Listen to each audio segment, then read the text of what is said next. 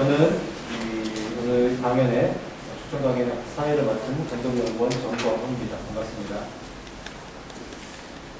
이렇게 추운 날씨에 이렇게 직접 찾아주신 선생님들, 그리고 또 온라인으로 참여해주시는 선생님들께 먼저 감사의 말씀을 드립니다. 오늘 이제 또 존경하는 강희정 교수님을 이제 모시고 추천 강연을 사회를 맡게 되어 굉장히 영광스럽게 생각하고 있습니다. 특히 또 저희가 이 몽중월 프로젝트를 준비할 때 강희정 교수님의 그런 연구를 참고를 많이 했고, 그리고 또 연구 계획서에도 이렇게 반영을 좀 해서 더욱 반갑고 또 감사한 마음입니다. 네, 그래서 먼저 이제 강희정 교수님의 이제 양력을 잠깐 이제 말씀드리면, 서울대 고고미술사학과를 졸업하셨고, 같은 대학원에서 이제 중국 고백 관음보살상과 관련된 논문으로 이렇게 박사 논문을 이제 박사학위를 받으셨습니다. 그래서 이제 자연스럽게 이제 불교 미술사를 이렇게 베이스로 하시면서도 또 이후에 이제 물질문화의 교류라든지, 그리고 좀 더 이제 해상 싱크로드 쪽으로 영역을 확장하셨고, 또 자연스럽게 이제 동남아시아 연구 쪽으로 지금은 이제 활발하게 진행하고 계십니다. 현재는 이제 서강대학교 동아연구소장님, 그리고 동남아시아학 협동과정 교수님으로 계시고, 외에 또 국립무한박물관, 그리고 한국연구재단 같은 주요 기관의 운영위원, 혹은 자문위원으로 활발하게 활동을 하고 계십니다. 대표적으로는 이제 아편과 깡통의 궁전, 동남아의 근대와 해남 화교사, 그리고 해상 실크로드와 문명의 교류 같은 이제 저서들이 있고, 그 외에도 굉장히 많은 논문으로 발표하셔서 우리에게 큰 도움을 주고 계십니다. 그래서 그러면 이제 본격적으로 강연을 시작할 텐데요. 강연은 한 60분에서 70분 정도 이렇게 해주시면 되고, 좀 더 길어져도 상관없습니다. 그리고 그 다음에 이제 조금 10분 정도 쉬고 한 30분 정도 이렇게 질의응답을 갖는 그런 시간을 갖도록 하겠습니다. 그러면은 여러분 이제 뜨거운 박수로 강희정 교수님을 모시도록 하겠습니다.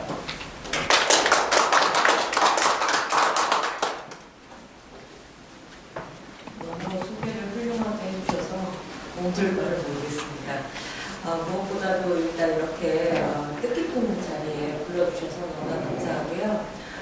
사실 고민을 좀 했습니다. 왜냐면 저는 몽중월의 몽자가 꿈몽자인 줄 알았거든요. 그래서 꿈속의 중국이 그런 식으로 해석을 했다가 가만 생각해보니까 그 몽이 아니라 몽골의 몽이더라고요. 그래서 처음에는 조금 고민을 했습니다. 제가 무엇을 이야기할 수 있을까, 강의를 어떤 내용을 할 수 있을까 가지고 고민을 조금 했었는데, 그 프로젝트에 가능하면 어떤 식으로 이제 확대를 할 수 있을지 이런 것들을 고민하는 데 도움이 좀 됐으면 하는 입장에서 그 근래에 제가 집중해왔던 물질 문화에 관한 것들을 주 내용으로 해서 그 다음에 이제 거기 뒤에는 약간 그 베트남과 관련된 것들을 조금 포함을 시켰어요. 왜냐하면 지금 그 월일이 아마 베트남인 거 추정이 되기 때문에 베트남에 대해서 좀 더 많은 정보와 많은 연구를 하고 싶어하는 분들도 많고 관심을 갖고 있는 분들도 많은데, 사실상 현대 베트남의 정치와 관련된 것을 빼면 그다지 연구가 안 되어 있는 편이고, 특히 과거에 대해서는 저는 베트남 사람들도 제대로 모르는 것이 아닌가 이런 생각을 해봤거든요. 그래서 앞으로 이런 부분이 몽중월 프로젝트에서 진행을 하시면 굉장히 많은 사람들에게 도움을 주실 수 있을 것 같아서 그 부분을 약간 그 뒤에다가 조금 섞었습니다. 그래서 그거를 이제 중심으로 해서 물질 문화와 베트남 이 두 가지를 놓고 제가 한번 그 강의를 풀어볼까 합니다. 우선 이제 물질에 대해서 주목을 하게 된 것은, 우리가 중세 이전으로 올라가면 문헌이 너무나 적고, 그 적은 문헌 가지고 정말 한 글자 한 글자에 매달려서 막 해석을 이렇게 해야 된다 저렇게 해야 된다 이런 식으로 연구를 하는 경우들이 많이 있는데, 그에 비하면 상대적으로 발견되거나 발굴되는 그 유물들은 굉장히 많은 편이죠. 그래서 그 유물도 사실 고고학이나 미술사 쪽에서는 굉장히 중요한 유물들을 중심으로 해서 연구를 당시 사람들이 생각하고 행동하고 먹고 사는데 중요한 어떤 흐름 같은 것을 보여주는 기초적인 물질에 대해서는 상당히 많이 무시하고 있는 그런 경향들이 있어서 그런 것에 주목을 한다면 우리가 좀 더 많은 것들을 이해하고 해석하고 말하자면 우리들의 어떤 지적 세계를 좀 더 풍부하게 할 수 있지 않을까 이런 생각을 해서 이제 이쪽에 조금 관심을 갖게 됐고요.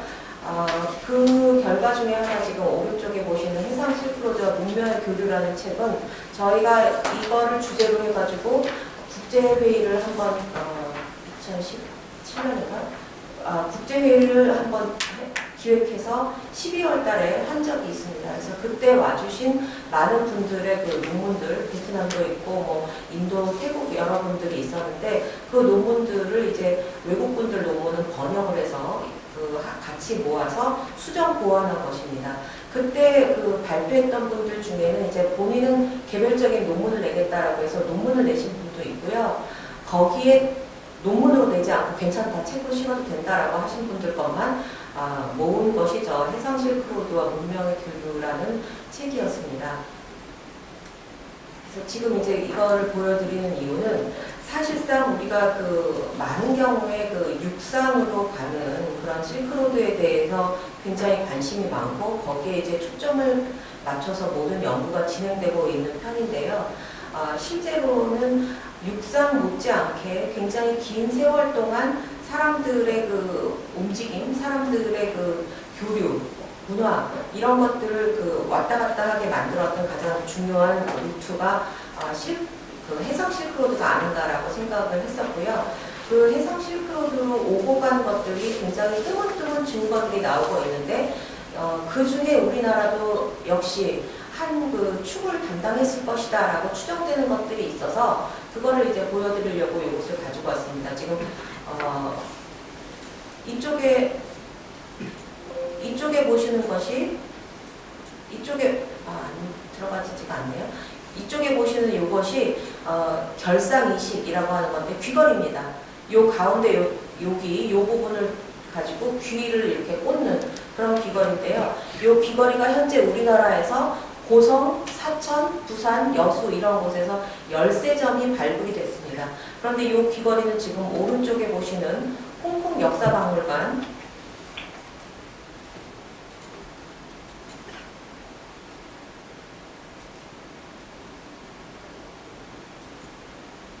홍콩 역사박물관 쪽에서 발굴된 전시하고 있는데 이 결상이식하고 모양이 거의 같다는 것을 보실 수가 있습니다. 네, 이것은 이제 베트남에서 유물을 빌려다가 우리나라에서 전시를 했었는데 여기 보시면 이쪽에 있는 것들도 다 같은 귀걸이입니다. 그래서 홍콩, 베트남, 한국에서 같은 유형의 귀걸이가 비슷한 시기에 발견됐다는 것을 본다면 이것이 이 사람들이 동시다발적으로 우리는 이렇게 만들고 싶어 해서 만든 것이 아니라 누군가가 이것을 가지고 왔기 때문에 아시아 동북쪽 끝에 있는 한국에까지 이런 물건들이 나오고 있는 거라고 볼 수가 있습니다. 그 다음에 다른 유물은 사천, 늑도라고 하는 곳이 이제 고고학계에서는 과거에 신석기, 청동기, BC 1세기니까 청동기 시대에 중요한 국제 무역항 역할을 했을 것이다라고 추정을 하고 있는데 늑도에서 이런 개오지 조개가 나왔습니다. 개오지 조개는 카우리라고 부르는 조개인데요. 혹시 뭐 익숙하신 분들도 있을지 모릅니다. 예전에는 제주도에서도 이게 비슷한 것이 많이 나왔는데 요새는 잘 안 나오는 것 같더라고요. 이 개오지 조개라고 하는 것이 주로 인도양에 서식을 하는 조개 종류입니다. 그리고 이 조개가 사실은 19세기, 20세기까지도 화폐로 통용이 됐습니다. 그때는 뭐 당연히 위안화라든가 뭐 달러화 같은 것들이 없었으니까 사람과 사람이 만나서 서로 물건들을 교환할 때 물물 교환을 1대1로 하게 되잖아요. 근데 그때 이제 물물 교환이 1대1의 물물 교환이 마음에 들지 않았을 경우에 화폐의 역할을 했던 것이 바로 이 조개입니다. 그래서 이 조개 같은 것들이 역시 매우 드물게 늑도에서 발견됐다는 것은 늑도에서 이 조개가 나지가 않거든요. 그러니까 이런 그 게오지족의 종류가 일종의 화폐 혹은 귀한 것으로서 간주가 돼서 한국에까지도 흘러들어왔을 것이다라고 추정을 할 수가 있습니다. 이게 기원전 1세기니까요. 청동기 시대죠. 이쪽도 신석기 시대 결상이식이나 청동기 시대의 이 유물들을 본다면 굉장히 우리가 예상하지 못한 곳에서 예상하지 못한 물건들이 나오고 있기 때문에 이것은 사람들의 왕래가 아니면 이해할 수 없는 물건들이거든요.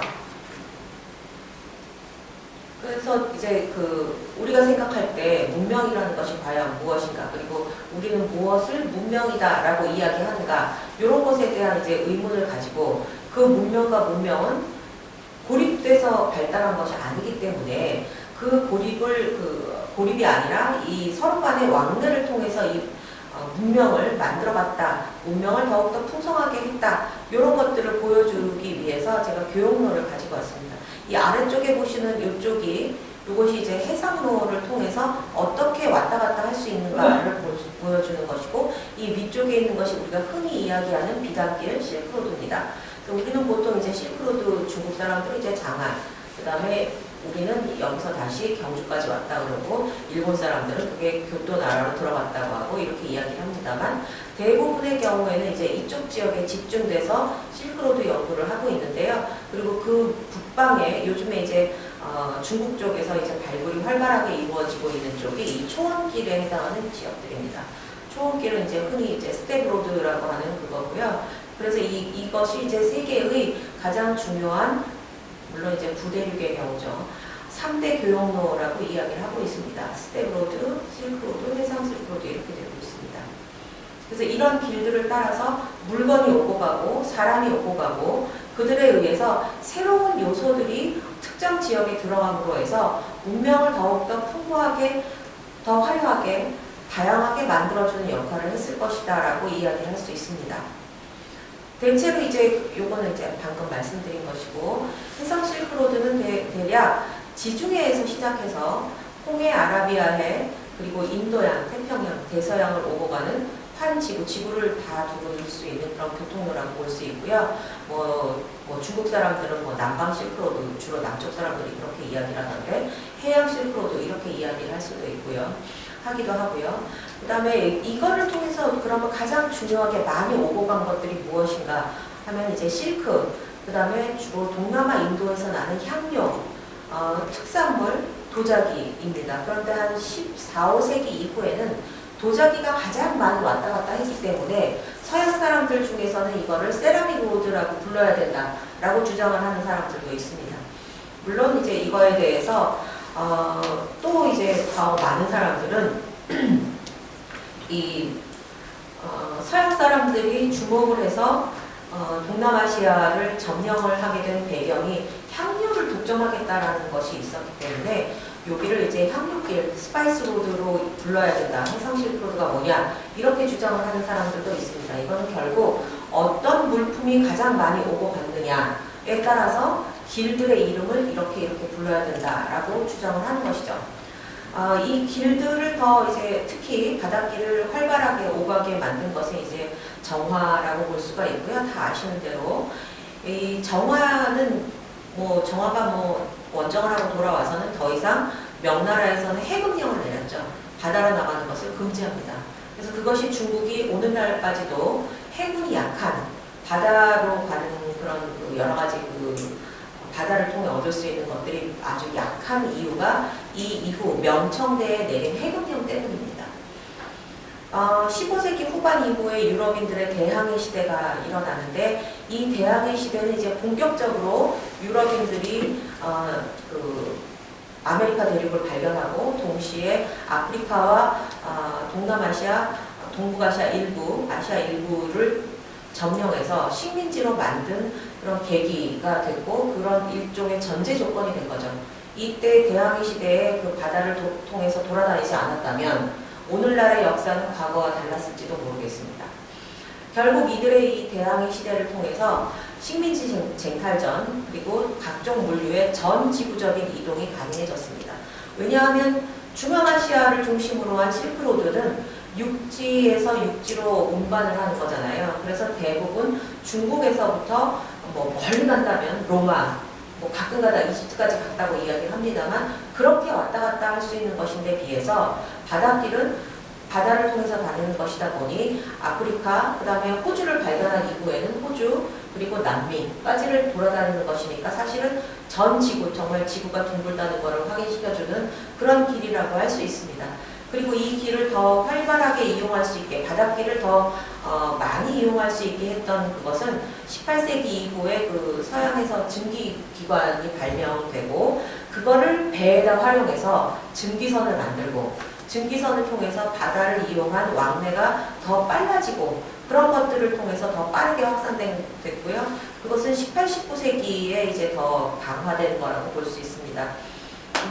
물론 이제 여기에서 저는 이제 주로 물질이나 물품 이런 것들을 이야기를 하다 보니 사람에 대해서는 저는 조금 빼먹고 이제 말씀을 안 드리기는 하지만 이때도 여전히 가장 중요한 것은 노예무역이었다고 볼 수 있죠. 흑인들 주로 미국으로 실어나르고 이랬던 것들이 역시 이 안에 또 있습니다. 네.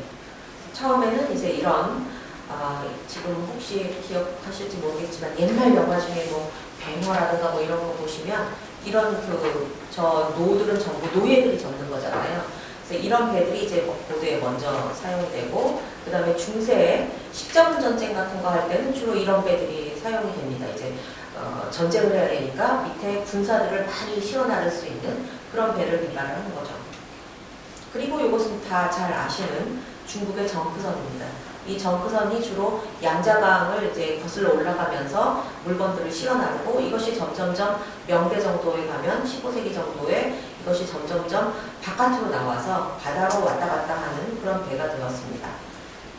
네, 이것은 이제 홍콩 역사박물관에 걸려있는 그 사진을 제가 찍어온 건데요. 20세기 초에 홍콩 쪽으로 몰려든 그 배들을 찍은 사진입니다. 이 뒤로도 굉장히 배가 많았는데 크고 작은 배들이 와서 교육을 하려고 또는 물론 이제 뭐 고기 잡는 배도 있었습니다만 그런 그 모습들을 볼 수가 있고요. 바다의 면에 있는 도시들의 박물관에 가시면 되게 이런 사진들을 많이 보실 수가 있어요. 네, 비단길들을 좀 더 세밀하게 표현한 사진입니다. 지도입니다. 여기 보시면 이제 빨간 선들이 주로 육로를 통해서 오고 간 길들이고요. 파란 선들이 바다를 통해서 오고 간 길들입니다. 그러니까 이 길들은 그냥 대표적인 길들이고요. 요것만 이용된 것은 아닙니다. 그래서 보이지 않는 곳에, 보이지 않는 지역에서 사람들이 오고 가기 위해서 얼마나 많은 길을 개발했나 이런 것을 보실 수가 있습니다. 지금 여기 보시는 것이 이제 하노이인데요. 이쪽 잘 아시는 대로 하노이는 1004년인가까지 중국의 지배를 받았습니다. 그래서 바로 그것 때문에 4년인가 5년인가 정확히 이때쯤인데요. 그것 때문에 지금도 베트남 사람들은 중국 사람들하고 사이가 좋지 않습니다.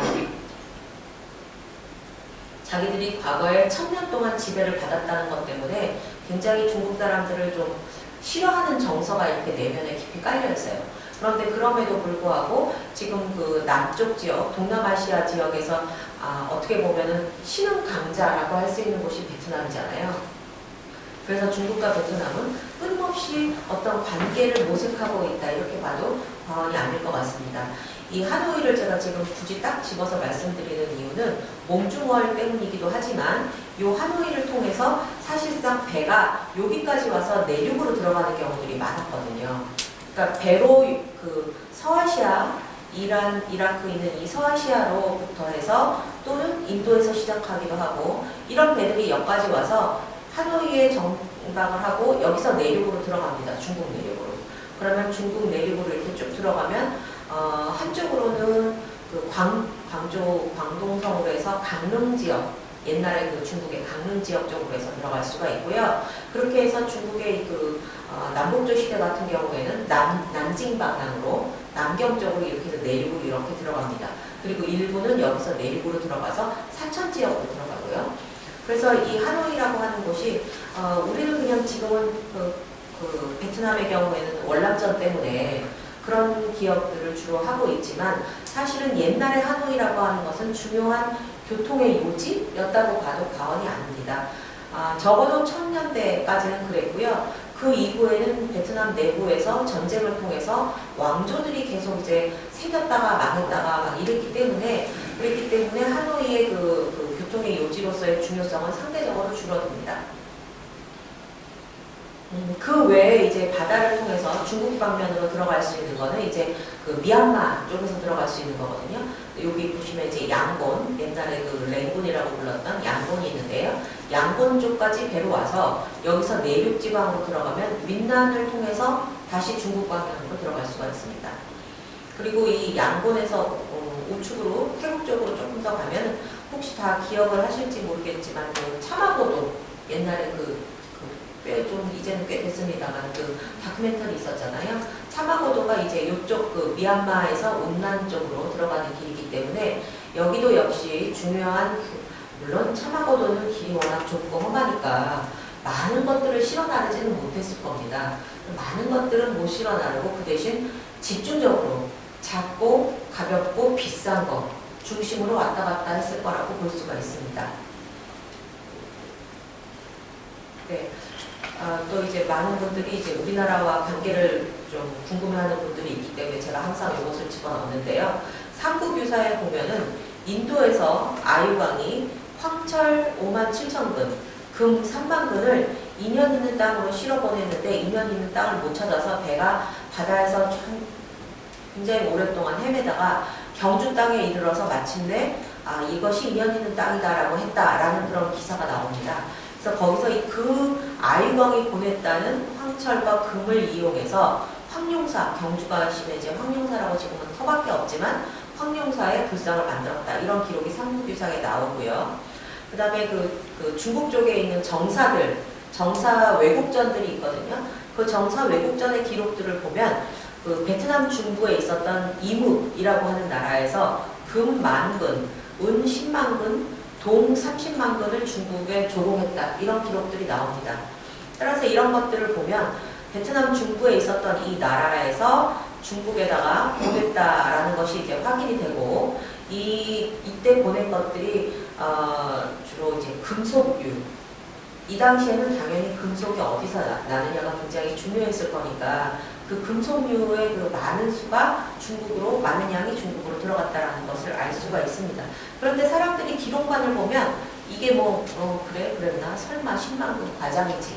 이렇게 생각하기가 쉽거든요. 그런데 2004년에서 5년경 인도네시아 치르본이라고 하는 지역의 바다에서 배가 하나 발굴이 됐습니다. 이 배는 대략 970년경에 난파된 배라고 보고 있는데 그 배 속에서 많은 양의 주석괴, 요거 하나하나가 이게 다 주석으로 만든 괴거든요. 금괴 하듯이 주석괴입니다. 그리고 납으로 만든 납괴, 이런 것들이 발굴이 됐습니다. 그래서 지금 주석괴를 보시면 이 뒤에 이것도 다 주석이거든요. 이것도 주석이고 이것도 주석이니까 굉장히 많은 양의 주석을 실어 나르고 있었던 것을 확인할 수가 있습니다. 그래서 이 그 기록에 나오는 것들이 단지 기록 속에서 그냥 믿을까 말까 하는 정도의 것이었는데 난파선의 발굴을 통해서 실제로 이것이 가능했었겠다라는 것을 확인할 수 있었던 것입니다. 네, 이것은 이제 베트남의 오게오라고 하는 가장 오래된 베트남의 그 문명이 있었던 곳입니다. 거기에서 발굴된 유물들이고요. 이 유물들에서는 역시 동서 교류를 보여주는 것들이 있는데, 예를 들면 지금 여기 붉은색 구슬이 있잖아요. 구슬로 만든 거북이같이 보이시죠? 이게 유리장 안에 있는 데다가 너무 작아가지고 사진을 찍어도 이 정도밖에 안 나옵니다. 굉장히 작아요. 그러니까 새끼손가락 손톱보다 조금 작은? 그래서 이게 땡겨도, 카메라로 땡겨도 이렇게 사진이 이 정도밖에 안 나오는데 이런 것들이 있고요. 그 다음에 지금 보시는 이런 귀걸이 종류, 금제품 귀걸이들이 많이 나왔습니다. 이 금제품 귀걸이들, 예를 들어서 이렇게 생긴 것들은 인도에서 나오는 것들입니다. 이것이 동남아 최초의 문명이라고 보고 있기 때문에 최초의 문명에서부터 이런 정도의 공예품들이 나온다는 것은 그거는 이제 교역이 아니면 설명을 할 수가 없거든요. 그래서 이것은 인도에서부터 베트남으로 들어온 물론 이때 당시에는 그 캄보디아의 땅이었다고 보고 있는데요. 여기로 들어온 그 인도의 물품들을 보실 수가 있고요. 이런 그 금제품들 굉장히 많이 나왔습니다. 그리고 지금 이쪽에 보시는 것이 오른쪽에 보시는 이것이 반지인데요. 보시면 그 옛날 어린애들 돌반지 같이 생겼잖아요. 기술이 딱 그 정도였기 때문에 그렇게 생겼는데 여기 보시면 맨 위에 짐승이 하나 보이실 겁니다. 이 짐승이 바로 혹시 소로 보이시나요? 이 소입니다. 그러면 소에 대한 신앙을 가지고 있었던 나라는 어디일까요? 당연히 인도입니다. 그래서 이곳은 소 모양의 반지, 소 모양을 위에다 올린 이 반지 같은 것들도 당연히 현지에서 만들었다고 보기보다는 인도에서 인도 사람들이 가지고 이쪽으로 왔다라고 추정을 하고 있습니다. 네, 이거는 이제 다른 거지만 이것은 이제 은으로 만든 은화예요, 은화. 그런데 이 은화들은 보시면 모양이 다 비슷하거든요. 이것이 미얀마에서 만든 은화입니다. 미얀마에서 만든 은화인데 발견된 것은 베트남인 거죠. 미얀마에서 고대 유적지에서 발굴되는 것들이 베트남에서도 이렇게 발굴이 됩니다. 그래서 이런 것들도 역시 인도, 미얀마 등지의 물건들이 베트남까지 왔다라는 것을 우리가 확인할 수 있고, 현지에서 만든 게 아니거든요. 확인할 수가 있고 상당히 많은 사람들이 다양한 물건들을 가지고 오고 갔다라는 것을 볼 수가 있습니다. 그 다음에 이것이 역시 오게오에서 나온 마르쿠스 아우렐리우스의 금화입니다. 당연히 그 로마의 마르쿠스 아우렐리우스 그 사람입니다. 그리고 지금 보시면 이쪽에 이렇게 글씨가 이렇게 있고, 이것도 금화니까 요즘 한국에 10원짜리 종종 많아거든요. 그래서 너무 작아가지고 이제 사진이 이렇게 흐릿한데요. 보시면 이쪽에 있는 것이 글씨로 그 마르쿠스 아우렐리우스 이것이 나오고, 이쪽에 얼굴이 이렇게 새겨져 있습니다. 그래서 이거는 심지어 단지 미얀마, 인도가 아니라 로마에서 썼던 물건들도 이 지역에서 심심치 않게 나온다는 것을 보면, 의외로 이 시기에 기원전 1세기에서 기원 후 한 2세기 정도 사이에 이런 그 많은 것들을 오고 가는 배들이 있었다라는 것을 보여주는 것이죠. 네, 그래서 그럼 물질문화 연구라는 것이 도대체 무엇인가? 왜 사람들은 물질에 주목하는가? 사실은 이 물질문화 연구라고 하는 것은 실제로는 이제 주로 1970년대, 80년대 인류학, 주로 이제 이런 담론들이 이제 영국 쪽에서 나오니까요. 영국 쪽의 그 인류학자들에 의해서 처음에 물질에 주목한다라는 이야기가 나오기 시작을 했던 것입니다. 이 물질문화 연구는 물질이 가지고 있는 역사성, 가치, 그것의 의미와 같은 비물질적 요소에 주목한 것입니다. 그러니까 물질의 생산과 소비 과정에서 문화가 나타난다라는 것을 전제로 해서 물건이 단순히 실용적인 목적을 위해서 만든 것만이 아니라 그 물건 내에는 상징성이 있다. 그리고 이것은 그 물건이 어떤 사람들이 만들어내는 보다 큰 기본 체계에 속한다라는 것을 주장을 하는 그런 이론입니다. 예를 들어서 이제 그 물질 문화를 연구하는 다니엘 밀러 같은 사람은 기독교, 힌두교 같은 종교적인 우주관은 비물질적 세계의 내재적 우월성에 대한 믿음을 기초로 하고 있다라고 주장을 했습니다. 비물질적 세계의 우월성이라는 건 뭐를 말하는 거냐 하면, 예를 들어서 정신적인 가치, 물질보다 정신이 중요하다. 이런 것들이 항상 기반이 돼서 우리는 모든 그것을 이해하고 연구한다, 이런 뜻입니다. 그러니까 그 이야기는 뭐냐면 주로 물질보다 정신이 우위에 있고, 하다못해 우리는 괜히 플라토닉 러브 그럼 좀 더 멋있어 보이잖아요. 사실은 불가능에 가까운 것인데, 이제 그런 식으로 그 정신적인 것들을 더 중요하게 여기는 것이 사실은 종교 때문이다라고 이야기합니다. 일반적으로 그 물질보다 정신이 우월하고, 비물질이 지니는, 비물질은 정신이라든가 보이지 않는 것들이죠. 그런 것들이 지니는 가치가 숭고하다라는 것을 전제로 해서 여태까지 사람들이 물질적인 존재와 비물질적인 가치, 종교성, 숭고함, 정신성 이런 것들을 높이 평가하고 물질은 낮게 평가했기 때문에 우리가 물질에 주목하지 않았다라고 주장을 하는 것입니다. 하지만 물질도 텍스트에 거의 뭐 다름이 없는 그런 기호 체계를 가지고 있다. 그러니까 우리는 여기에 주목해야 된다. 이런 이야기가 됩니다. 그러니까 여기서 보시는 것도 역시 이것이 단순한 물질이지만 그냥 실제 이 시기에 이것이 화폐로 기능을 했을까? 이게 금화고 은화니까 화폐로 기능을 하기 위해서, 기능을 시키기 위해서 만들었을까? 그것만은 아니라는 거죠. 예를 들면 로마의 이 금화 같은 경우 마르쿠스 아우렐리우스가 위대하니까 또는 본인이 자기 자신의 어떤 그 정치적인 정당성, 권위 이런 것들을 확고하게 더 사람들에게 강조하고 주장하기 위해서 금화를 만들었을 것이다. 이렇게 해석할 수 있다는 거죠. 그래서 이것이 단지 금화나 은화라는 그 자체, 우리가 오늘날 쓰고 있는 돈과 같은 그런 그 역할을 하는데 그친 것이 아니라 그 이상의 어떤 역할을 했다. 그러니까 우리는 그것이 지니고 있는, 물질이 지니고 있는 그 이상의 역할이 도대체 무엇인가? 그걸 통해서 우리가 무엇을 읽어낼 수 있는가? 여기에 대해서 고민을 해야 된다라고 하는 것이 물질문화 연구의 일종의 담론이라고 할 수 있습니다. 네. 특히 이제 중국과 관련해서는 굉장히 사실 책은 재미가 없습니다. 이거 책인가라고 할 정도로 굉장히 재미가 없는데 퀴시닉이라고 하는 사람이 이제 그 물질문화와 관련된 책을 냈는데 이 사람은 주로 중국의 불교를 통해서 보여주는 그런 그 물질 문화에 대해서 연구를 했던 사람입니다.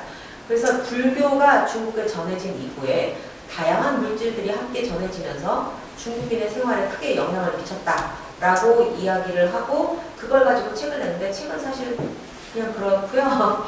그냥 우리는 지금 다 너무 잘 아는 것들인데 약간 특이한 거는 뭐냐면 예를 들어서 설탕 같은 것들입니다. 불교가 같이 전해지면서 설탕이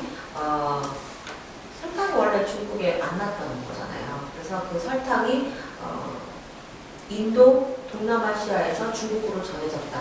그래서 설탕이 전해짐으로써 중국인들의 식생활, 그 다음에 그 의료 쪽에 굉장히 큰 영향을 미쳤다라고 한 것이 저는 가장 인상적이었고요. 다른 것들은 이제 예를 들면 염주 이런 겁니다.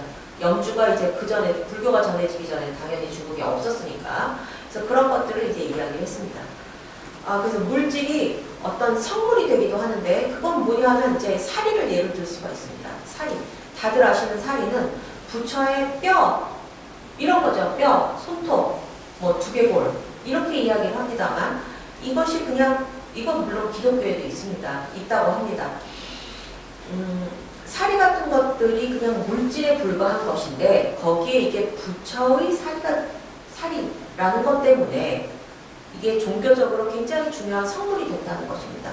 그래서 그 성물은 어떤 신성한 어떤 것을 획득함으로써 그것이 이루어지는데 이 물질이라고 하는 것이 어떤 특정한 의례라든가 정신적인 어떤 의미 부여 과정을 통해서 신성성을 획득합니다. 그러니까 뭐 요즘도 뭐 어느 스님이 돌아가셔서 답의를 했는데 사리가 뭐 수백 개 나왔다. 이거 막 신문에 내잖아요. 근데 그거 그냥 뼈죠. 뼈거나 저는 개인적으로 결석 아닌가라는 생각을 좀 합니다만 그런 것들에 불과할 텐데 그것이 신성시돼서 굉장히 유명한 중요한 사리가 되고 부도를 세우고 이렇게 된다는 거죠. 그래서 이런 것들에 이제 주목을 하고 있습니다. 물질문화연구는 물질이 지니고 있는 역사성, 가치 이런 것들에 주목하는 거고요. 모든 물질에 신성이 부여되거나 부여될 필요가 있는 것은 아니지만 어떤 식으로든지 신성이 부여가 되면서 불교와 결부되는 신성한 어떤 물질 이렇게 자리를 하게 되는 것입니다. 또 이제 불교와 관련해서 우리나라에서 발견된 것들을 또 보여드리겠습니다. 이건 딱히 그 불교와 관련됐다고 할 수는 없지만 그래도 절에서 발굴이 됐기 때문에 보여드리는 것이고요. 이것은 왕흥사지에서 출토된 금구슬입니다. 왕흥사라고 하는 것은 이제 백제의 중요한 그 절인데요. 여기서 발견된 것과 이것이 태국의 카오산케오라고 하는 곳에서 발견된 금구슬입니다. 왜냐하면 이거를 보여드린 이유는 우리나라에 금이 굉장히 많잖아요. 금 제품이 엄청나게 많이 발굴이 되지만 우리나라의 금구슬들은 이렇게 만들지 않습니다. 우리나라의 금구슬은 그냥 금방울처럼 만들거든요. 입체를 만들지 않고요. 얇은 판 두 개를 이렇게 맞붙이는 거예요. 얇은 판을 동그랗게 이렇게 해서 두 개를 맞붙이는 형태로 만들기 때문에 이렇게 구멍이 뚫린 금구슬을 만들지 않습니다. 근데 이거를 보시면 이거는 요런 그 링을 몇 개를 연결해서 구슬 형태를 만든 거잖아요. 이거 다 그렇게 만든 거거든요. 그래서 이런 것들을 우리나라에서는 만들지 않았을 텐데 하고 찾아봤더니 태국, 그 다음에 아까 보여드린 베트남 이런 곳에서 발견이 되는 것입니다.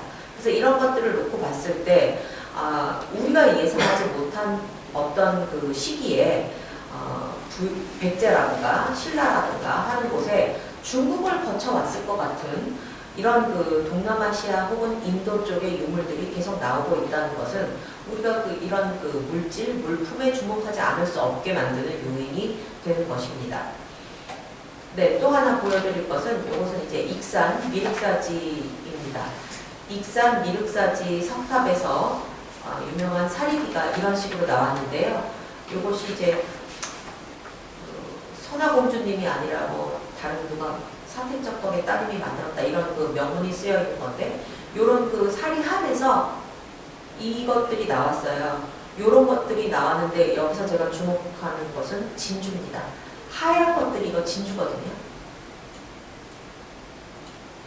물론 이제 굉장히 모양이 빠져서 별로 진주 같지 않고 그냥 사람들이 별로 그냥 우습게 봤습니다만 저런 진주가 상당히 많이 나왔습니다. 지금 보여드리는 거는 몇 개 안 되지만 실제 미륵사에서 발견된 것들은 굉장히 많습니다. 그리고 물론 이제 세월이 너무 오래됐기 때문에 겉에가 다 이렇게 부스러지고 그랬는데 이 진주들도 역시 주 원산지는 동남아시아였을 거라고 추정을 합니다. 그래서 제가 중국의 사서들을 다 뒤져봤습니다. 중국 사서를 뒤져서 진주와 관련되는 기사들을 찾았더니 요건 이제 중국 사서들이죠. 송서, 위서, 북사, 양서, 부당서, 아니 뭐 신당서도 찾았고 다 찾았는데 그냥 이제 몇 개만 골라왔습니다. 그러면 이제 거기에서 나온 내용들은 뭐냐면 사주에서 교주를 통해 진주를 바쳤다. 이거는 제가 공평하게 보려고 다른 지역에서 나온 것들도 찾아봤습니다. 그랬더니 페르시아, 중앙아시아에서는 귀족들이 진주로 장식했다. 진주를 귀하게 여겼다. 그럼 이거는 그냥 진주를 귀하게 여긴 거잖아요. 자기네들에게서 진주가 낫다 이런 말이 아니라 이 당시에는 우리나라에는 진주가 알려지지 않았습니다. 당연히 진주가 우리나라에서 나온 거는 수입이라고 봐야 되는 거고 요거 같은 경우에 이제 류규나 진랍에는 역시 진주로 장식을 했다. 이런 이야기들이 나옵니다. 그리고 가장 대표적으로 진주를 많이 보내는 곳은 주로 이묵입니다. 이묵, 파리 이런 곳입니다. 파리는 한자로 파리라고 썼기 때문에 오늘날의 발리라고 추정을 합니다. 그리고 가장 많이 진주가 발견되거나 캐는 이야기가 나오는 것은 교주입니다. 교주는 하노이예요.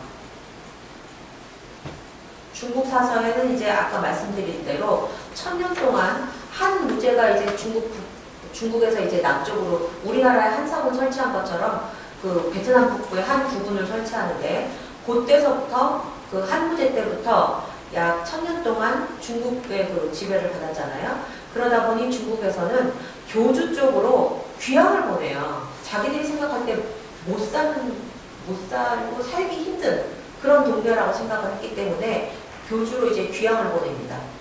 근데 이제 귀향을 보내서 이 사람이 정말 내가 이런 궁평한 곳에서 도대체 어떻게 사나라고 했는데 우연히 진주를 발견해요. 그래서 떼부자가 됐다. 이런 이야기들이 세성신호인가 제가 잊어버렸습니다만 정확히 그쪽에서 나옵니다. 양서에는 그냥 진주를 캤다 이런 이야기가 나오고요. 그리고 또 요거는 교주에서 진주를 캐다가 광배를 발견했다 이런 이야기는 아마 제 기억에는 제가 여기다 쓰질 않아서 잊어버렸는데 고승전이었을 겁니다. 고승전. 그래서 우리가 보통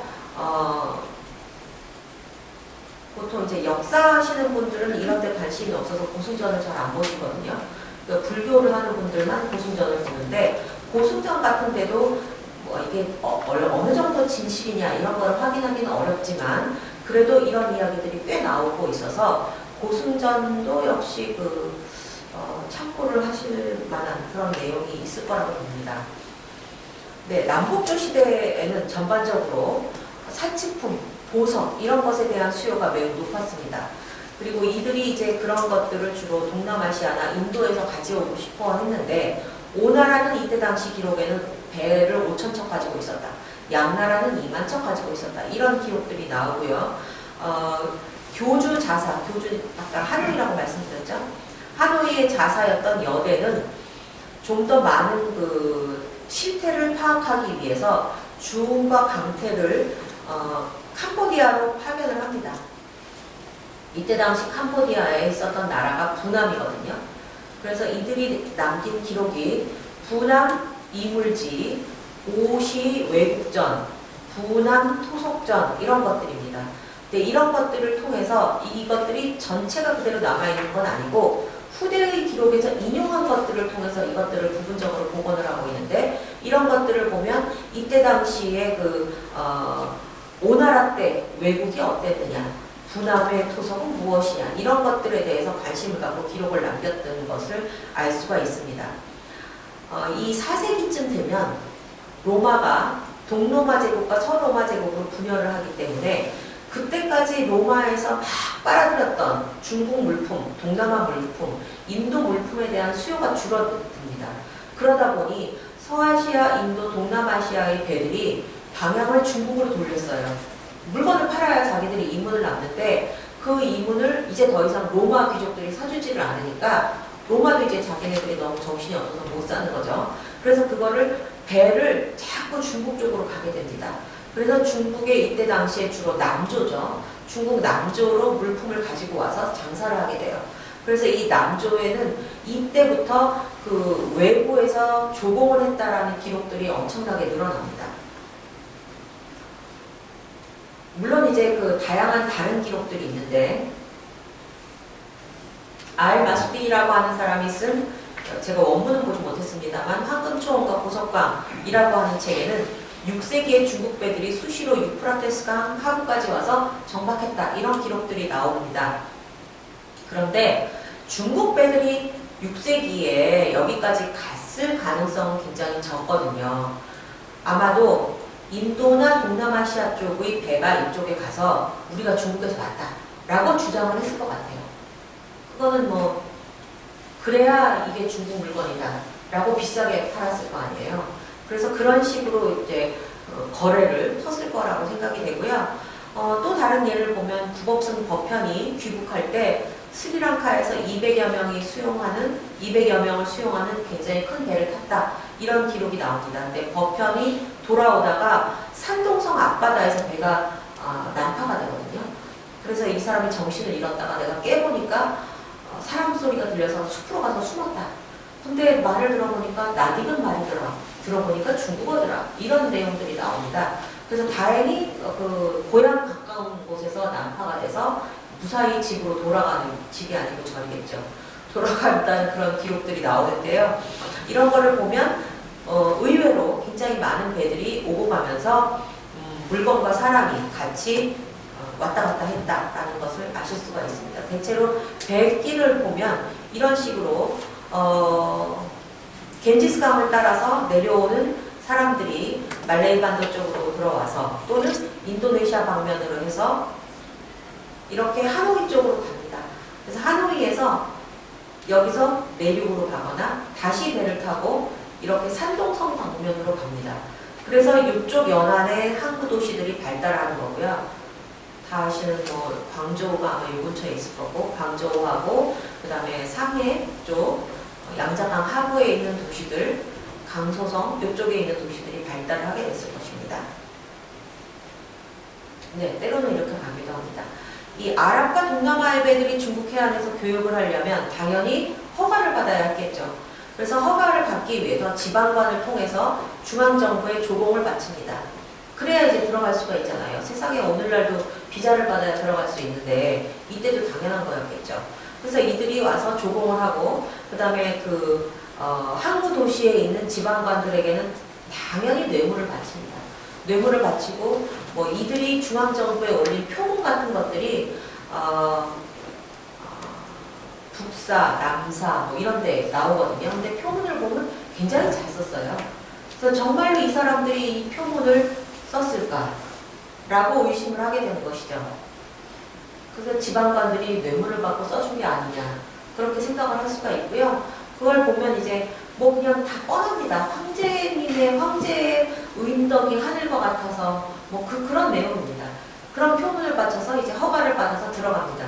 그리고 조공을 해야지 이제 허가를 받을 수 있으니까 조공하는 물품들은 주로 중국에 없는 것들, 향료, 설탕, 구술, 진주, 코끼리 상아, 공작새, 앵무, 코뿔소 뿔, 심지어 파초, 그리고 전단향, 백단향 이런 것들을 바쳤습니다. 이런 것들을 보면 자연환경이 다르고 기후와 식생이 달라서 접할 수 없는 물품들이 주로 교역의 대상이 된 것을 확인할 수가 있고요. 중국에서 이제 조공에 대해서 담례를 하면서 주로 비단, 약재, 서책 이런 것들을 줍니다. 그리고 이 허가가 떨어지면 아랍과 동남아시아의 상선들이 돌아가서 자신들에게 이문을 남겨줄 수 있는 물품을 사모하는데 비단, 당연히 비단하고 약재, 중국에서 이미 만든 약 이런 것들을 가지고 갑니다.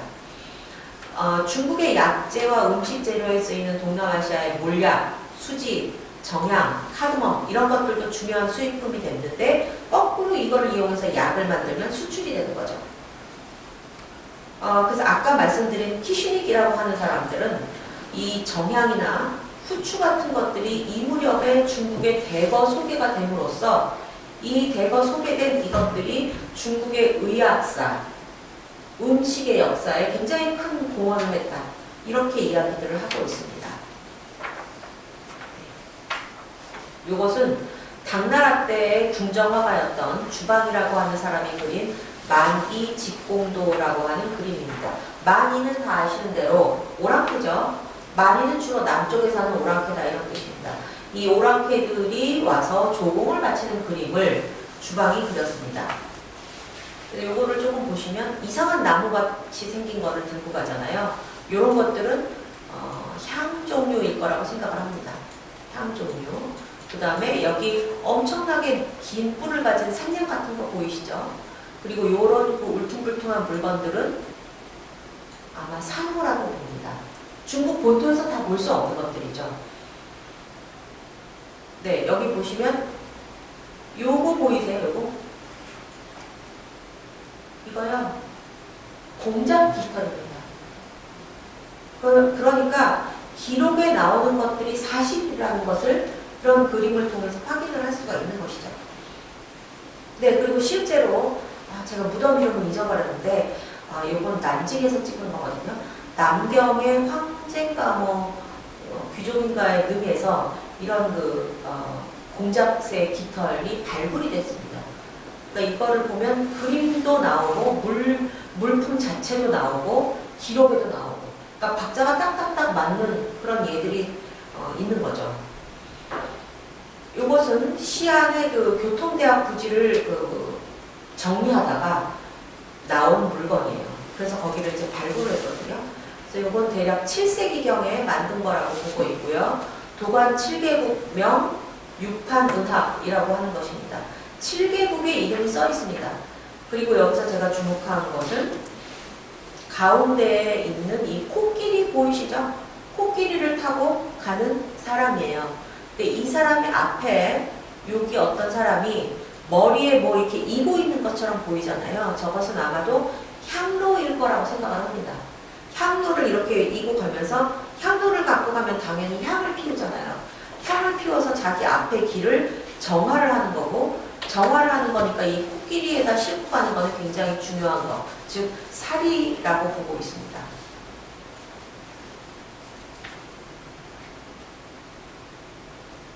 그리고 여기에는 당을 중심으로 그 외곽에 있었던 나라의 이름들이 있어서 그 나라에서 각각 조공을 하는 모습을 그렸다고 표현했다고 보고 있는데 여기에는 곤륜왕국이라는 이름이 써 있습니다. 한자로. 곤륜왕국 장례라고 써 있어요. 그래서 곤륜왕국에서 물건을 가지고 오는 모습이라고 보고 있고, 곤륜왕국은 당나라 때쯤 가면은 인도네시아일 거라고 추정을 하고 있습니다. 물론 베트남에도 곤륜에 해당하는 명칭이 있긴 있어요. 근데 그거는 좀 더 뒤에 나오고요. 요 시기에는 아마도 인도네시아가 맞을 것 같습니다. 이렇게 코끼리에다 중요한 물품을 가지고 다니는 것은 코끼리가 사는 지역에서는 뭐 많이 볼 수 있는 거고요. 요거는 1841년에 그 서양 사람이 그린 스케치예요. 스리랑카에서 하는 일종의 축제인데, 지금 여기 보시는 요것이 이제 사리를 넣어놓은 함입니다. 사리를 모시고 이 앞에 불을 켠 사람이 이렇게 먼저 길을 안내를 하고, 코끼리를 타고 이 사리를 가지고 이렇게 순례를 하는 그런 모습입니다. 네, 곤륜박에 대해서 남제서에서 굉장히 이야기가 많이 나오는데, 남제서의 곤륜박은 곤륜의 큰 배다 이런 뜻으로 해석을 할 수 있는데, 사람에 따라서는 곤륜노를 싣고 온 배다 라고 하는 경우도 있고, 곤륜에서 만든 배다 라고 하는 경우도 있습니다. 네, 불공이라고 하는 승려는 곤륜박을 타고 남해를 떠나 중국 남쪽이죠. 가릉국으로 갔다라는 기록이 또 고순전에 나오는데, 가릉국은 이때도 인도네시아입니다. 요것은 당나라 때고요. 지금 요거는 중국의 막고굴에 있는 유마경 변상도입니다. 성당되니까 약 8세기 정도로 볼 수가 있고, 8세기 초반 그때를 볼 수가 있고요. 여기에 보시면 하얀 피부를 가진 사람과 검은 피부를 가진 사람이 섞여서 그려진 것을 보실 수가 있는데, 중국에는 전통적으로 사서에서 그 캄보디아, 베트남 쪽에서 오는 사람들을 뭐라고 이야기하냐면 건발 흑신이라고 이야기합니다. 건 이제 말려있다는 뜻이죠. 건발, 머리가 곱슬머리라는 뜻이고요. 건발 흑신이다 이 사람들은, 이렇게 서술을 하고 있는데, 여기도 보시면 이 사람들의 그 몸이 검게 칠해져 있는 것을 보실 수가 있어서, 이 사람들은 동남아시아 쪽에서 온 사람들이구나라는 걸 아실 수가 있고요. 막고굴에는 유마경 변상도가 굉장히 많습니다. 근데 유마경 변상도에는 거의 대부분 이렇게 건반 흑신의 인물들이 앞에 있고, 이 인물들이 앞에 있는 이유는 사리 같은 거를 가져오기 때문에 앞에 있는 것입니다. 여기 보시면 이 사람을 확대한 부분인데, 눈도 깜짝짝하고 피부를 검게 표현했고, 머리가 흑인처럼 이렇게 뽀글뽀글뽀글하게 말려있는 것을 보실 수가 있습니다. 같은 예가 시안의 정인태라고 하는 사람의 무덤에서 출토된 소년도용인데, 상대적으로 피부가 이렇게 좀 허옇게 보이지만 무덤에서 나왔으니까 좀 그런 것 같고요. 색이 이렇게 박탈이 된 것 같아요. 그리고 머리를 보시면 이렇게 동그랗게 이렇게 말려있는 게 보이시죠? 역시 건발 흑신일 거라고 생각을 하고 있고요. 664년입니다. 네, 옷을 보시면 지금 여기 붉은색 바지 같은 게, 반바지 같은 게 보이시잖아요. 이거는 전통적으로 베트남 남부 캄보디아에서 옷을 입는 방식인데, 길다란 천을 앞으로 보내서 똘똘똘똘, 타월 갖고 한번 해보셔도 좋을 것 같아요.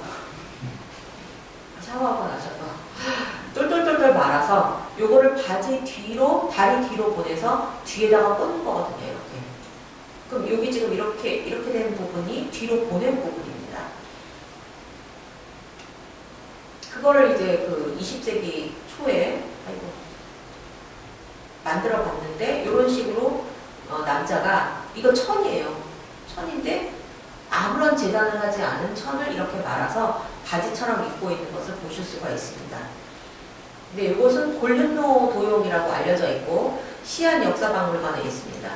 역시 비슷한 그 도용이에요. 보시면 둘 다 어딘지 눈, 코, 입이 너무 커서 중국 사람과는 좀 다르게 생겼고, 피부는 분명하게 아까 거보다 훨씬 더 검은색을 칠했던 흔적이 있고요. 똑같이 반바지 같이 생긴 걸 입었는데 뒤로 말아서 꽂은 그런 흔적이 여기 보이시죠? 이렇게. 그리고 상체는 다 당연히 나형 옷을 입지 않았고, 이런 것만 천만 이렇게 둘렀습니다. 머리 곱슬곱슬합니다. 이 곤륜노에 대해서는 아마도 태평광기 같은데 아마 기록이 마르 이야기 같은 기록이 나옵니다. 태평광기가 비록 조금 그 당 말 한 10세기 뭐 이때쯤 집대성된 걸로 알고 있는데 그때 나오는 곤륜로 기록에 보면 이때 곤륜로는 굉장히 특이하고 주술을 할 줄 아는 신비한 힘이 있는 능력자 이렇게 이야기가 되고 있거든요. 그래서 이 곤륜로라고 하는 존재에 대해서 일종의 그 노예로 잡아다가 썼는데 그들에게 특수한 능력이 있는 것처럼 생각을 하는 그런 경향이 당나라 때 만들어졌다라는 걸 볼 수가 있고 당나라 때 이들이 그만큼 많은 노예들을 동남아시아 지역에서 잡아다가 썼기 때문에 곤륜로를 신비화한 게 아닌가라고 생각이 듭니다. 태평광기를 비롯해서 제가 기억하는 건 태평광기 한 3건 정도 곤륜로 이야기가 나오는 걸로 알고 있고요. 곤륜로에 대한 일종의 이상화 이런 것들이 이때 당시에 이루어진 거는 중국 사람들이 갖지 못한 어떤 그 예를 들면 뭐 물속에 잠수해서 아주 오랫동안 있는 거라든가 이런 것들 때문에 그렇게 이야기를 한 것 같습니다. 네, 요것은 인도네시아 아까 그 주석괴가 나왔던 그 난파선에서 발굴된 불교 의식구입니다. 금강령이라고 해서 요즘에도 씁니다. 모양은 좀 달라졌지만 요 부분을 잡고 흔들어서 방울 소리를 내는 거 금강령입니다. 네, 이런 것들을 보면 대체로 그 배에 한계가 있었기 때문에 배 자체가 튼튼하지 않잖아요, 이 시기에. 그래서 배에 한계가 있었기 때문에 배가 다닐 수 있는 지역이 번역이 정해져 있었고 이렇게 아프리카 북부와 서아시아, 서아시아와 인도, 인도와 동남아, 동남아와 중국 이런 식의 번역별로 배들이 다녔을 거라고 추정을 할 수가 있고요. 이런 과정을 거쳐서 어쨌든지 간에 이 지역의 것이 여기까지 오기는 합니다. 배는 주로 이제 번역별로 다녔는데 그 번역과 번역을 넘나드는 배들이 특수하게 있었을 것이고 그 배들을 통해서 물론 이제 배를 바꾸면 되죠. 배를 바꿔서 요 번역에서 다니는 배를 타고 그 끝까지 와서 다른 배를 갈아타고 다시 옮겨가고 이런 식의 그 물질의 이동이 이루어졌을 거라고 보고 있고 여기서부터의 물건들이 여기까지 와서 여기서 나타나는 이유는 이 지역을 넘어서 왔기 때문입니다. 네, 그래서 요거는 이제 제가 짧게만 설명을 드리고 넘어갈게요. 삼국사기에 보면 양나라에서 의복과 명단향이라고 하는 향을 보냈습니다. 그런데 이게 뭔지 몰라요. 도대체 이거 모르는 거야. 이걸 왜 줬어? 이렇게 이야기를 하고 있는데 무코자가 나타나서 이것을 사려면 향기가 나는데 이 향기가 신성에게 정성을 도달하게 하는 것입니다. 그래서 소원을 빌면 반드시 영험이 있을 것입니다. 라고 이야기를 합니다. 그래서 향을 살라서 공주의 병을 낫게 했다. 이런 기록이 삼국사기에 나옵니다. 그래서 이것을 보면 향이라고 하는 것을 528년 이때 몰랐다는 걸 우리가 확실하게 알 수 있는 거죠. 향이 뭔지 모릅니다. 그런데 왔어요. 그런데 이제 600년대부터는 김유신이라든가 뭐 무왕이라든가 이런 사람들이 향을 피우면서 하늘에다 보했다라고 이야기를 합니다. 즉 향을 신분이 높은 사람들은 알게 되는 거죠. 알고 그 향을 피우는데 뭐 했냐면 하늘에 보호하는 데 씁니다. 이 향을 통해서 자신들의 어떤 바램 같은 것들이 하늘에 닿기를 원했던 것이죠. 네, 그래서 향목 몇 개가 요거는 불국사에서 나온 향목 편들이에요. 불국사에서 엄청나게 많은 향목 편이 나왔는데 사람들이 역시 무시한 거죠. 이게 뭐 어쩌라고 무시를 했지만 이 향목 자체는 사실은 불국사에 들어온 만큼 굉장히 멀리서 왔다는 걸 보여주는 거고요. 불국사에는 그 외에도 지금 보시는 바와 같은 향들이 있습니다. 요거는 이제 아이의 봉투에 유향이라고 썼습니다. 그러니까 불국사 석가탑에서 나온 것입니다. 중국과의 그 향과 향목 교역이 가장 활발했던 것은 베트남과 캄보디아입니다. 송사에는 점성의 특산물로 침향을 들고 있는데요. 침향은 나무를 베서 수년간 쌓아서 썩혀두고 가장 속의 마디만 남게 되면 이거를 물에 넣었을 때 뜨지도 않고 가라앉기 때문에 나무가 물에 안 든다는 거죠. 그게 침향의 특징입니다. 그러니 얼마나 이게 비싸겠어요. 지금도 침향을 파는데 엄청나게 비싸다고 합니다. 금보다 비싸다고 하거든요. 그래서 신라에 이런 침향들이 들어왔다고 해도 중국에서 하사품으로 받았을 가능성이 매우 크지만 그 생산지 자체는 참파나 캄보디아였을 거라고 봅니다. 중국에서 쓰는 그 참파, 점성이라고 하는 곳은 베트남 중부, 오늘날의 다낭 많이들 아시잖아요. 다낭 후에 그쪽 지역이 그 참파가 있었던 곳입니다. 참파는 베트남이라고 하기는 좀 어렵고 지금의 베트남 자리에 있지만 이 사람들은 굉장히 인도 문화를 오랫동안 유지하고 있었던 사람들입니다.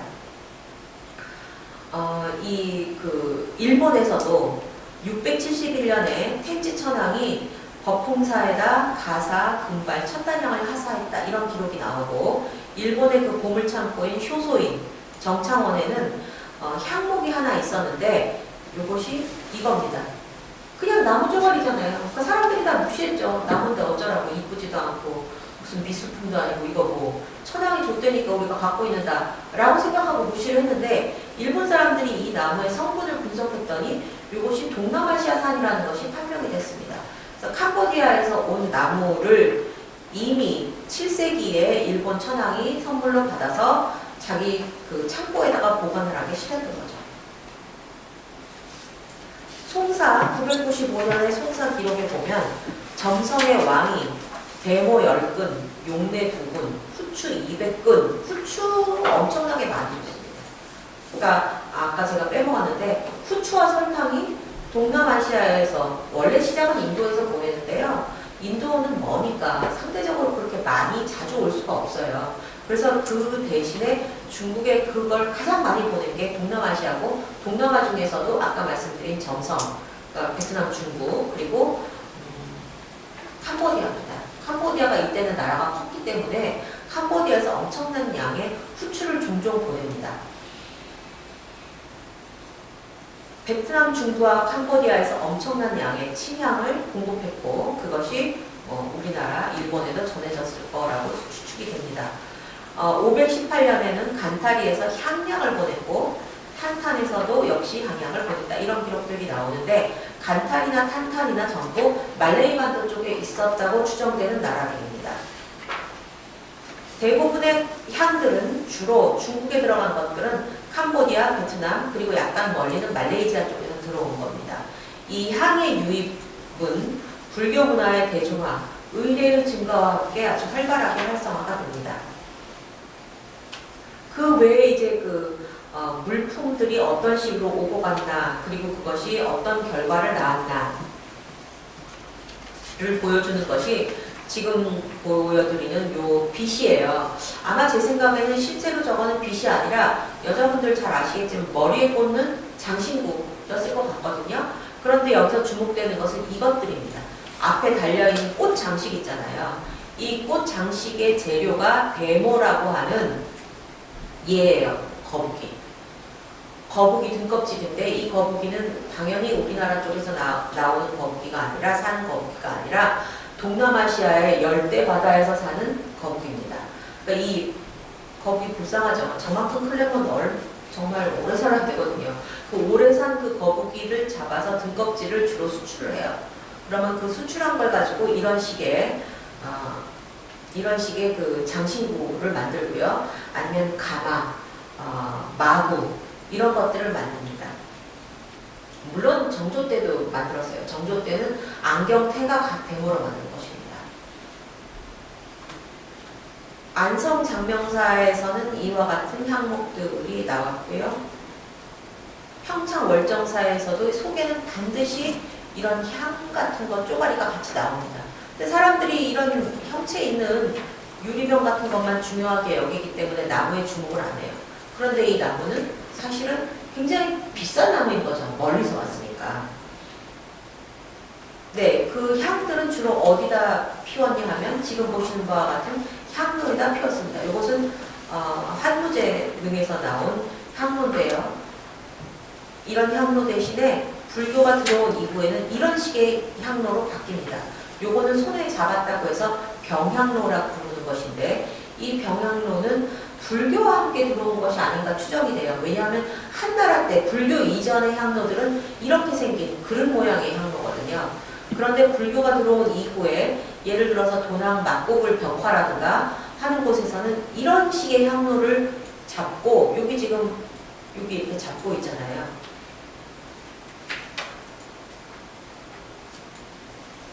여기 이렇게 손으로 잡고 있잖아요. 그리고 여기서 향을 피우는 것입니다. 이렇게 생긴 데서. 이런 그 병향로들이 이때부터 심심치 않게 나옵니다. 그러니까 향이 들어온 것뿐만이 아니라 그 향을 피울 수 있는 향로도 이렇게 만들어야 되는 모델이 들어왔기 때문에 그 모델을 놓고 또 다시 중국이나 한국에서 만들게 되는 것이죠. 네, 그 외에 또 다른 향로는 이렇게 생긴 향로들입니다. 지금 보시면 이렇게 생긴 것과 비슷한 향로를 사실은 여기 이렇게 들고 가는 것을 보실 수가 있죠. 그러니까 그 원형은 이미 이때 곤륜이라고 하는 곳에서 들고 들어온 향로의 형태가 중국과 우리나라에서 비슷한 것들이 발견이 되고 있는 것입니다. 네, 여기 넘어가겠습니다. 제가 베트남을 이제 아까 말씀드린다고 했는데요. 베트남 북부는 동남아시아는 다들 삼자부 불교라고 이야기를 하죠. 소승불교. 그런데 소승불교만 있었던 것이 아니고 베트남 같은 경우에는 대부분 가장 중요한 불교가 대승불교입니다. 그건 왜냐하면 당연히 중국이 점령하고 1000년 동안 지배를 했기 때문에 중국의 영향을 많이 받았기 때문입니다. 교리, 불교 교리, 승단의 구성, 직제 이런 것도 거의 중국과 유사합니다. 근데 그거 연구가 잘 안 돼 있거든요. 베트남 불교에 대해서는 아마 제가 아는 한 전 세계의 연구자가 손에 꼽을 정도일 겁니다. 아는 사람이 별로 없어요. 그래서 이게 앞으로 저는 이제 좀 많이 연구가 될 수 있고 되면 누구든지 그 첫 발을 듣는 셈이 되기 때문에 크게 힌트를 치지 않을까 그런 생각이 듭니다. 근데 그냥 개설적으로 말씀을 드리는 거고요. 베트남 특히 북부 중국의 영향을 받은 곳이 이제 한나라에 점령되어 있었던 방민지방 루일라오가 이제 가장 중요한 곳이고요. 루일라오에는 한나라 때 그 성이 있습니다. 그래서 그거는 가끔가다 베트남 사람들도 발굴을 많이 하고 우리나라 사람들도 여기 가가지고 발굴을 했어요. 코로나 때문에 들어왔지만 요 루일라오 같은 곳이 이제 대표적인 고대 불교의 중심지고요. 특히 많은 승려들이 구법의 길을 가잖아요, 인도로. 그래서 인도로 갈 때 또는 인도에서 돌아갈 때 잠시 체류했던 곳이 또 중요한 곳이 바로 이 교지입니다. 그래서 교지는 다양한 불교 문화를 꽃피울 수 있는 조건을 갖추고 있었습니다. 실제로 상당히 많은 대승불교 경전과 승려들의 그 계율을 담은 것을 율장이라고 합니다. 율, 법률 할 때 그 율이에요. 그 율장이 베트남을 거쳐서 중국으로 전해지거나 교지에서 한영이 됩니다. 물론 여기서 말씀드리는 그 중국이라는 건 주로 남중국입니다. 여기서 북부까지는 워낙 먼 데다가 특히 남북조 시대 같은 경우에는 남중국이면 충분했잖아요. 그래서 남중국으로 주로 전해지고요.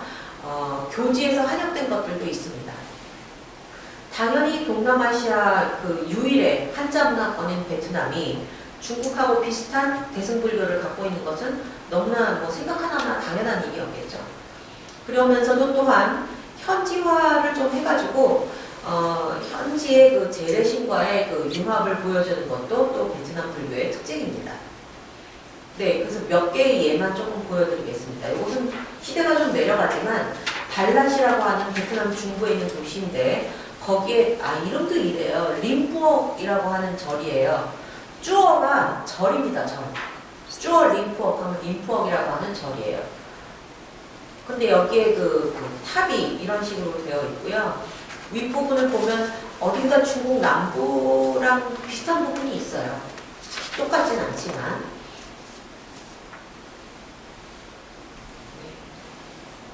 이런 사천항도 입구에 있습니다. 우리나라나 중국의 절에서 볼 수 있는 사천항이 절 입구에 이렇게 있어요. 아마 중국어를 하시면 베트남어는 배우기 쉬우실 것 같아요. 비슷한 것들이 굉장히 많더라고요. 제가 추정하기에는 림프어가 아마 임복쯤 되는 것 같습니다. 그 안에 가면 이런 그 종을 걸어놓고 여기는 특이하게도 종에다가 자기들의 그 소망, 기원 같은 걸 적은 종이를 저렇게 달아요. 종의 형태는 중국 종하고 약간 다르지만 기본적으로는 비슷합니다. 우리나라 쪽보다는 중국 종에 가깝습니다. 이런 식으로 자기의 소원들을 막 촘촘하게 적어서 저기다 적습니다. 요거는 하노이에 있는 자기들 말로는 541년에 지은 탑이라고 하는데 말도 안 되고요. 아마 그 현대에 다시 복원을 한 걸로 보입니다. 진국사 11층 탑이고요. 기본적인 형태가 동남아시아의 다른 지역에 있는 탑과는 전혀 다릅니다. 전형적인 대승불교식 탑이에요. 이미 하노이는 이때 당시에 당연히 중국의 지배를 받았으니까 이렇게 생긴 도제 탑을 만들었습니다. 이건 중국에 그대로 나옵니다. 중국의 그 남부지방, 도남 지역에서 난주 쪽부터 시작해서 남북지방으로 가시면 이런 식의 도제탑들이 많이 나오고 있거든요. 근데 똑같이 하노이에서도 나옵니다. 그 영향을, 그러니까 이거는 중국의 영향을 받은 거죠. 하노이를 거쳐서 외부의 물건이나 물품이나 문화가 중국으로 들어가기도 하지만 중국의 영향을 받아서 하노이에서도 이런 식의 탑들을 만들었던 것입니다. 그 외에 요거는 그냥 읽어보시면 되기 때문에 그냥 간단하게만 말씀드릴게요. 베트남에서 활동한 초기의 승려들이 굉장히 중요한 사람들이 많은데 모자 이홍론이라고 하는 게 이제 중국의 이른 시기의 이제 사상론인데 모자 이홍론을 쓴 모자가 교지에서 살았다라는 이야기가 있고요. 그 다음에 중국의 초기 불교를 전해준 중요한 인물 중에 하나가 강승회입니다. 그런데 강승회도 교지에서 살아서 교지에서 불교를 배우고 247년에 중국의 오나라로 갔다 이런 내용들이 있습니다. 아까도 말씀드렸듯이 이런 것들은 전부 고승전에 나오는 내용들이고요. 고승전들을 많이 이제 잘 안 보셔서 이런 것들에 대해서는 사람들이 주목을 하지 않습니다. 그런데 이 강승회나 하는 많은 사람들이 우리는 그 북방 실크로드만 생각을 하기 때문에 북방 실크로드로 누가 왔다 갔다 했나, 뭐 그 길을 통해서 승려들이 갔다 뭐 이런 이야기들은 많이 하지만 초기 불교, 특히 오나라에 정착된 불교는 주로 교지를 통해서 들어갔다는 것도 또한 중요한 부분인데 아무도 말을 안 하더라고요. 그만큼 연구가 안 되어 있는 것입니다. 지강양접이라고 하는 사람도 역시 중앙아시아 월지 푸샨이죠. 월지 출신입니다. 이 사람이 베트남 교주에서 법화산매경 같은 번역을 했고요. 무해삼장이라는 사람도 역시 285년에 교주에서 중요한 경전들을 번역을 했습니다.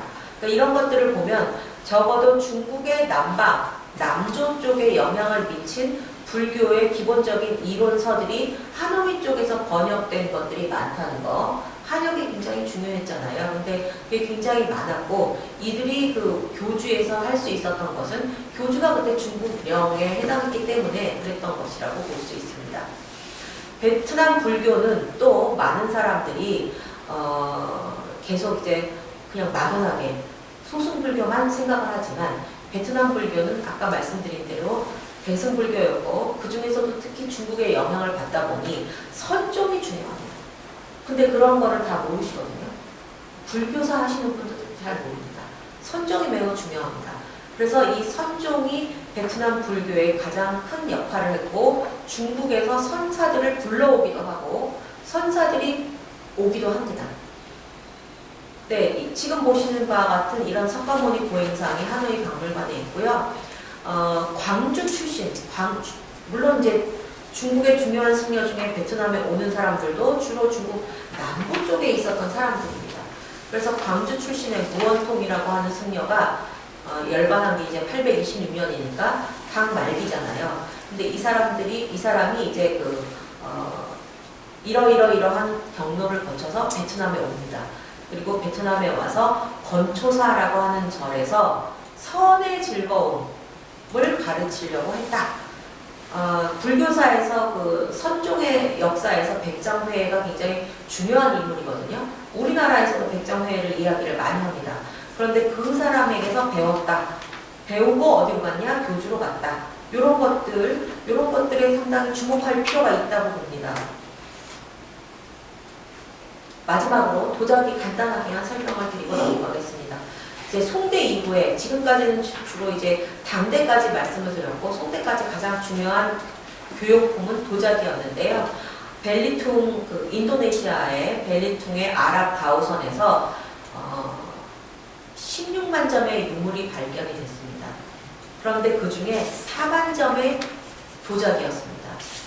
그래서 이런 것들을 보면 굉장히 이때로부터 시작해서 9세기 후반이거든요.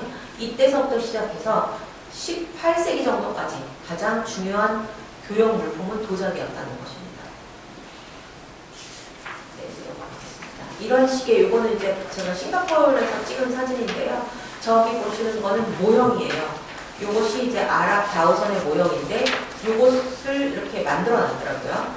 그리고 지금 하얀 부분이 모래에 묻혀있던 부분입니다. 요거를 발굴해서 뒤에 보시는 유물들을 잔뜩 샀는데 이게 조금 문제가 많이 됐어요. 왜 문제가 됐냐면 유물 자체는 중국 물건인데 당연히 주인이 없으니까 발굴한 사람 마음이잖아요.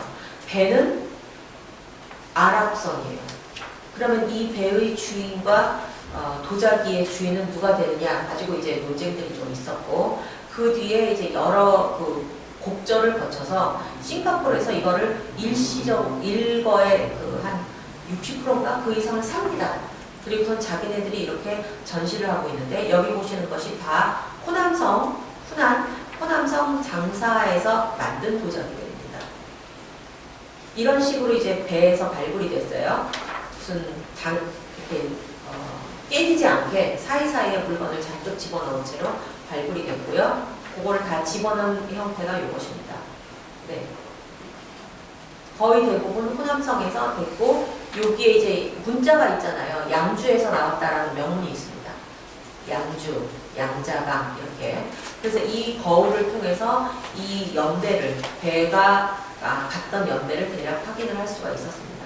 네, 이런 물건들도 나오고요. 송대 이후에 도자기 수출이 이제 명대 해금령으로 잠시 주춤했다가 다시 늘어납니다. 15세기 이후에 이제 동남아시아 해역에서 굉장히 많은 난파선들이 발견됐는데 주로 베트남, 인도네시아, 필리핀 인근에서 나옵니다. 제가 이제 제일 모르는 곳이 필리핀이라서 필리핀을 뺐지만 필리핀이 또 이제 명청대 이후로는 가장 중요한 곳이 되거든요. 왜냐하면 필리핀이 가깝잖아요. 중국의 그 남쪽에서 필리핀으로 가는 게 배로 가는 게 가깝거든요. 그래서 필리핀을 많이 갑니다. 그래서 오늘날의 그 마닐라, 필리핀 수도는 마닐라지만 필리핀 북부에 비간이라고 하는 곳이 있는데 비간에는 중국인 마을이 있어요. 그리고 거기를 통해서 중국인들이 무지하게 많이 이주를 합니다. 이주를 했다는 게 왔다 갔다 하다가 그냥 에라 하고서 거기 살게 되는 거죠. 그래서 이 필리핀의 중국인들이 아주 이주도 많이 했고 물건도 굉장히 많이 가져가서 비간이 굉장히 중요한 그 역할을 많이 했던 지역입니다. 근데 이게 또 왜 중요하냐면 필리핀이 이 당시 스페인의 식민지였거든요. 15세기가 넘어가면 필리핀이 스페인 식민지가 됩니다. 그래서 스페인이 남미에서 은을 가지고 와서 여기서 교역을 해요. 필리핀에서. 왜냐하면 자기들이 사고 싶은 거는 비단과 도자기거든요. 그래서 중국 비단과 도자기를 필리핀 북부에서 교역을 합니다. 물론 그 교역한 물품들은 유럽으로 다시 가져가죠. 그래서 필리핀이 사실은 명청대 이후에는 15, 16세기 이후에는 굉장히 중요한 다른 지역보다도 중국의 입장에서 보면 굉장히 중요한 곳이 필리핀입니다. 네, 여기는 뭐 그냥 넘어가겠습니다. 요것은 이제 중국 취미, 우리가 유럽에 흔히 시누아질이라고 알려져 있는 중국 취미를 보여주는 방이에요. 이거는 네덜란드 국립박물관에 그 당시 네덜란드 귀족의 방을 그대로 옮겨서 재현해 놓은 것입니다. 여기 보시면 요 뒤에 그 병풍을 펴서 이렇게 만든 거거든요. 이거 다 중국에서 수입한 거예요. 이거 보시면 딱 중국 산수화 같이 생겼잖아요. 근데 칠기입니다. 중국 산수화를 모티프로 만든 중국 칠기를 수입해서 벽에다가 이렇게 장식을 했었다는 거예요. 이렇게. 그리고 당연히 이 밑에 있는 거는 청아백자들입니다. 명청대 청화백자들, 요건 이제 16세기경이라고 알려져 있는데 명청대 청화백자를 이렇게 대거 수입해다가 이렇게 장식을 해놓고 중국풍의 방을 꾸미고 자랑을 했겠죠. 당연히 내가 이렇게 부자다. 얼마나 비쌌겠어요 이 당시에?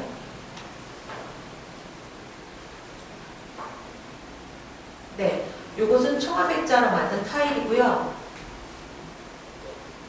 중국에서 수입을 해서 어디로 가져가냐면 이건 네덜란드가 수입한 겁니다. 네덜란드가 중국에서 청화백자 타일을 주문을 해서 이거를 가지고 어디로 가냐 하면 자카르타로 갑니다. 이때 당시 자카르타를 점령해서 이미 식민지화했기 때문에 자카르타의 네덜란드 취미에 맞는 도시를 건설해요. 근데 그 도시를 건설할 때 자기네식으로 건설하고 싶으니까 자기들이 좋아하는 타일을 붙이는 겁니다. 타일은 중국 문화는 아니잖아요. 그러니까 타일을 이런 식으로 주문을 해서 그걸 갖고 왔던 것이 역시 네덜란드에 있고요. 그 다음에 중국에서 너무나 이 도자기를 수입하기가 힘들었었기 때문에 해금령, 바다로 나가는 거를 금지했으니까 해금령 때문에 힘들잖아요. 그런데다가 비싸고, 그래서 이 비싼 거를 자기들도 만들어 보겠다라고 해서 네덜란드에서 거의 유럽에서 최초기에 자기에 해당하는 델프트 자기라고 하는 것을 만듭니다. 이 네덜란드에서 델프트, 독일에서는 마이셀이라고 하는 자기를 만드는데 이것이 전부 중국의 청화백자를 모델로 해서 만들어요. 뭐 당연히 많은 시행착오를 거쳤겠죠. 또 흥미로운 것은 이 사람들이 글씨를 모르는데 중국어인 척 하려고 그림을 그린 거죠. 한자 그림. 한자처럼 만들었지만 뜻 글자는 한 개도 없습니다.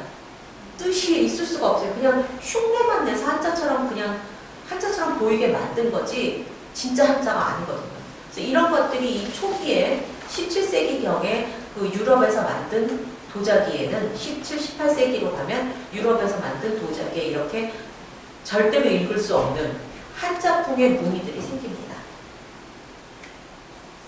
네, 그리고 마지막 판에는 이제 제가 그냥 이뻐서 가지고 왔는데요. 19세기경에 되면 중국에서 이제 도자기를 많이 수출을 하게 되니까 동남아시아 사람들의 취향에 맞도록 이런 식의 그 빼라낙한 도자기를 아주 비중국적인 겁니다. 이거 주문 생산을 해서 역시 보냅니다. 굉장히 많습니다. 싱가폴, 인도네시아, 말레이시아 이쪽에 부유한 사람들 집에서는 다 이거를 썼을 정도로 굉장히 이렇게 생긴 유형의 약간 촌스럽고 쨍한 색깔의 도자기들이 굉장히 많이 나옵니다. 그래서 이런 것들을 보면 도자기도 역시 처음에는 중국 도자기였지만 점점 현지인의 수요에 맞게 거기에 맞춰서 부어서 그거를 보내는 거죠. 뭐 꾸란을 새긴 도자기들도 있습니다. 꾸란을 그 청화백자로 만든 거죠. 그러니까 중국 사람들이 그거를 쓰는 거예요. 꾸란을 새기고 뭐 그 신에 대한 맹세 같은 거를 새겨서 도자기를 만들어서 보냅니다. 네, 제가 준비한 거는 여기까지입니다. 너무나 급하게 말씀을 드려서 좀 죄송한데요. 중구난방이 된 것 같아서 조금 송구합니다. 저는 오늘 여기까지 강의 마치겠습니다.